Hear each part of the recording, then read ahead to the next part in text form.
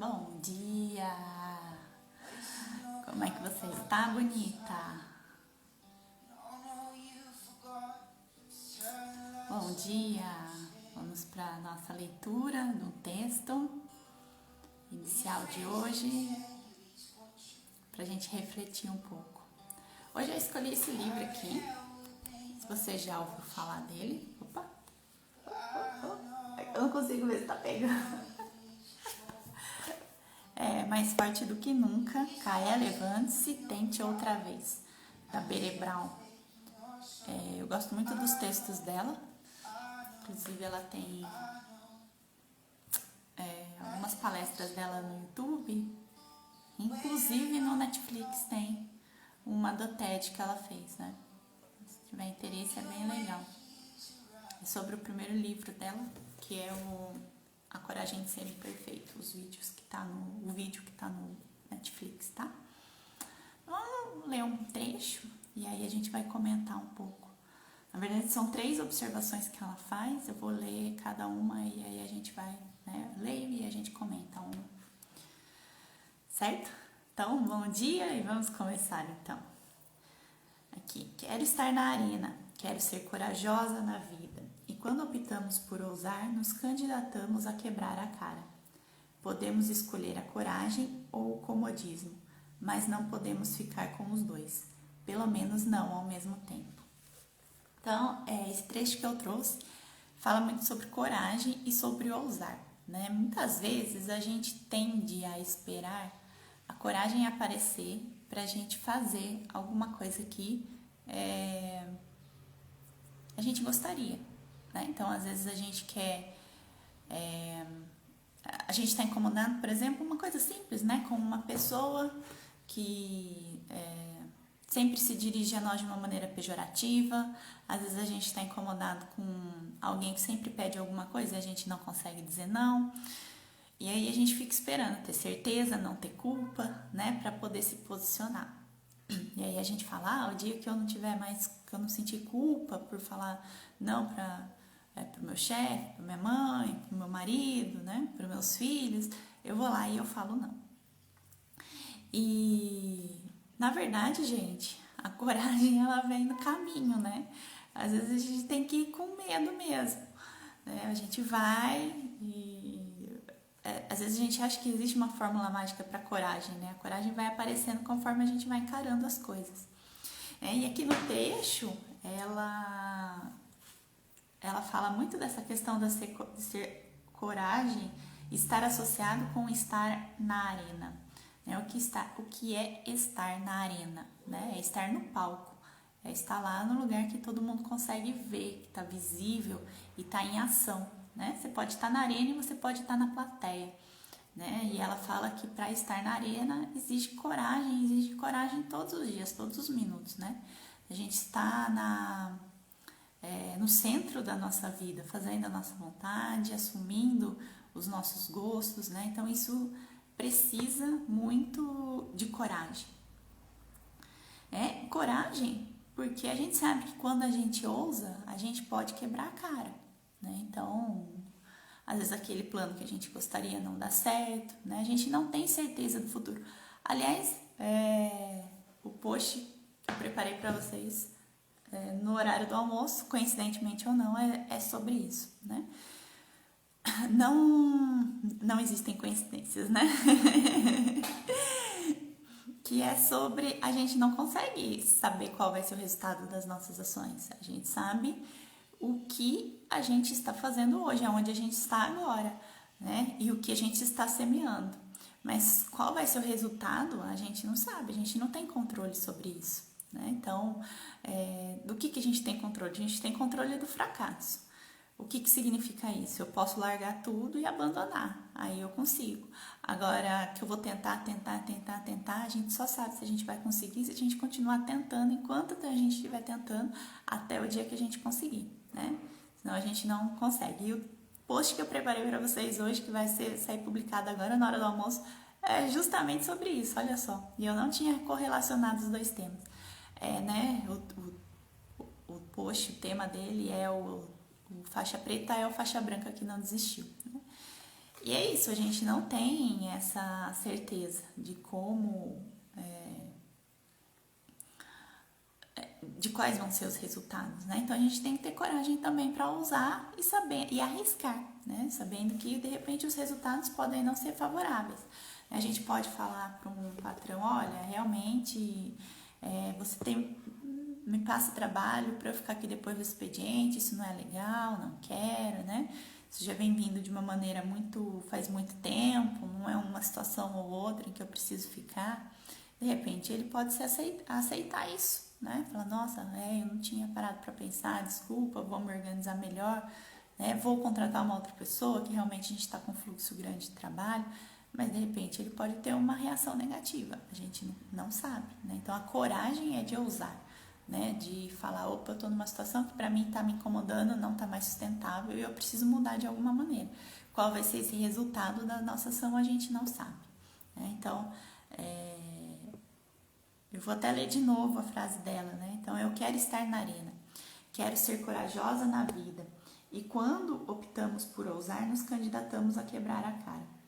Podemos escolher a coragem ou o comodismo, mas não podemos ficar com os dois, pelo menos não ao mesmo tempo, né? Então, a gente quer uma situação cômoda, a gente não vai conseguir se arriscar. E se a gente não conseguir se arriscar, a gente não entra na arena da nossa vida, a gente não assume o palco da nossa vida, a gente não assume o centro da nossa vida, tá bom? Segundo item que eu quero comentar com vocês. Vulnerabilidade não é ganhar ou perder, é ter coragem de se mostrar e ser visto quando não se tem quando não se tem controle algum sobre o resultado. Vulnerabilidade não é fraqueza, mas sim nossa maior medida de coragem. Esses dias eu estava conversando com alguém que eu falei sobre isso, né? A gente ser vulnerável é muito corajoso uma pessoa ser vulnerável, né? A gente tende a acreditar que quando a gente mostra vulnerabilidade para alguém, aqui, gente, mostrar vulnerabilidade, é importante falar para vocês que estão aqui me ouvindo, não é mostrar para todo mundo, né? Não é para todo mundo que a gente tem que se abrir e mostrar os nossos medos, as nossas fraquezas, né? Tem pessoas que não, né? Não, a gente tem que ter um pouco de sabedoria para saber as pessoas com as quais a gente pode contar. Mas quando a gente encontra essas pessoas, né? Que são as pessoas que estão no nosso vínculo, que a gente tem o maior vínculo, né? Se você tá com um cônjuge, você não pode contar com esse cônjuge, tem alguma coisa aí um pouco estranha, né? Na sua relação. Então, ser vulnerável, né? É a gente falar, né? Das coisas que a gente tem medo, a gente falar das coisas que a gente tem. Bom dia, Cíntia, tudo bem? Bem-vinda, é bom ver você aqui. Estou falando sobre vulnerabilidade, Cíntia, e coragem. Então, vulnerabilidade, né, é a gente mostrar quem a gente é. Tomando cuidado com quem a gente vai fazer isso, para quem a gente vai mostrar, né, mas é um ato de coragem, né, porque a gente de fato está exposto, né, é um ato de coragem e de confiança no outro.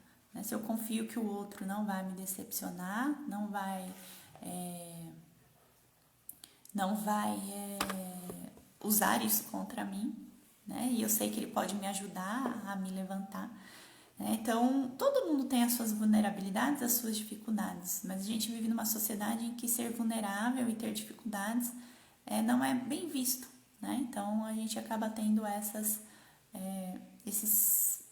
situações, né? Da gente entender essas más compreensões de que vulnerabilidade é algo ruim, né? É fraqueza, é sinônimo de fraqueza, mas não é sinônimo de força, né? Você expor o seu lado mais fraco, né? O seu ponto fraco para alguém, né? É você saber que você pode conseguir lidar quando a pessoa mexer no seu ponto mais fraco, se isso acontecer, né? Então é muita força que está por trás. E o último que ela traz, muitos assentos baratos da arquibancada, né, da plateia, estão ocupados por pessoas que nunca se aventuraram na arena.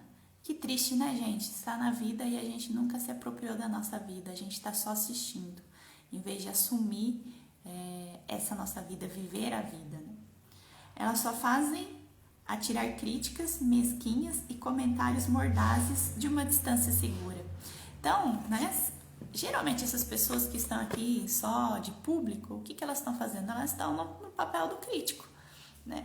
Então é aquela pessoa que tá sempre criticando todo mundo, tá sempre apontando, tá sempre falando o que o outro tem que fazer, o que o outro tem que melhorar, mas ela não assume a vida dela.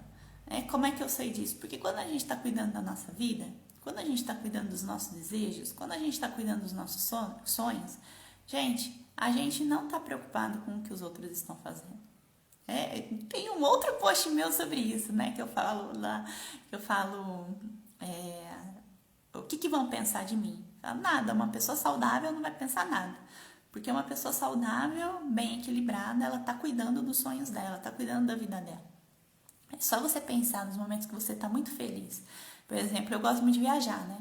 Período que eu tô pra viajar, uma viagem que, nossa, eu quero muito, eu tô desejando muito. Gente, eu tô pensando na viagem.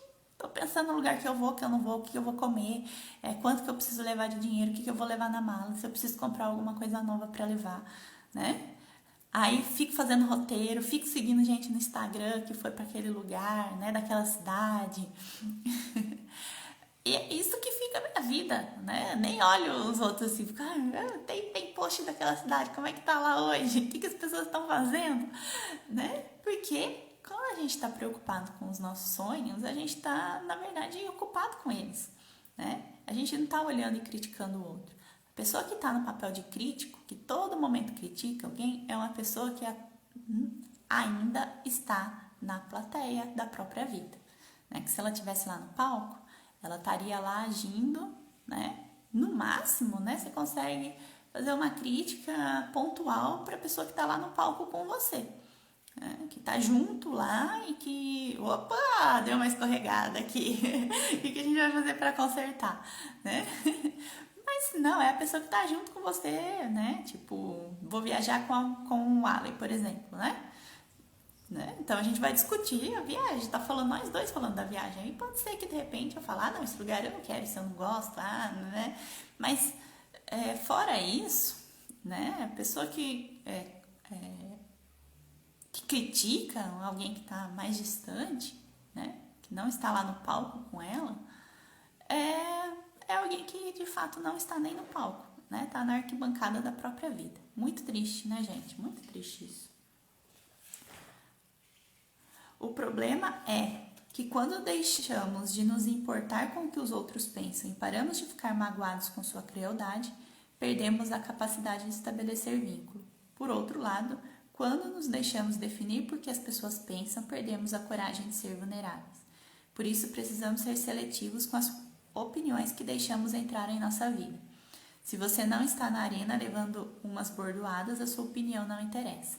Então, aqui ela fala também da importância da crítica, né? De se a gente está sendo destacado, a crítica, na verdade, demonstra que a gente está tendo algum destaque na nossa área, na nossa vida, né? Então, mesmo as pessoas que estão lá na plateia, que estão criticando, né? Elas estão, de uma certa forma, focando, né? Quantas pessoas para elas olharem que estão no palco.